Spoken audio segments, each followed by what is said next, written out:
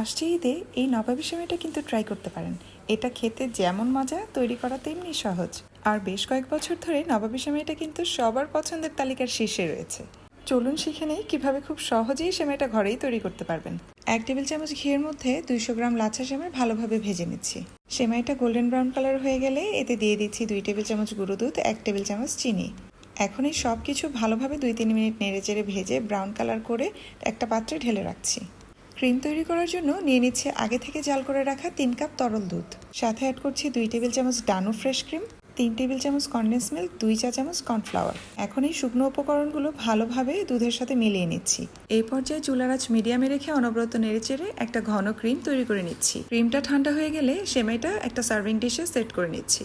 প্রথমেই একটা সেমাইয়ের লেয়ার দিয়ে দিয়েছি, এরপরে ক্রিমের লেয়ারটা অ্যাড করে দিচ্ছি। ক্রিমটা একটু ভালোভাবে সেট করে নিয়ে উপর থেকে আরও কিছু লাচ্ছা সেমাই অ্যাড করে দিচ্ছি।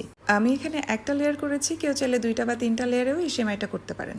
উপর থেকে বাদাম কুচি ছড়িয়ে দিয়ে ফ্রিজে রেখে দিচ্ছি ওভারনাইট। চাঁদ রাতে তৈরি করে রেখে ঈদের দিন ঠান্ডা ঠান্ডা পরিবেশন করতে পারেন মজাদার এই নবাবী সেমাইটি।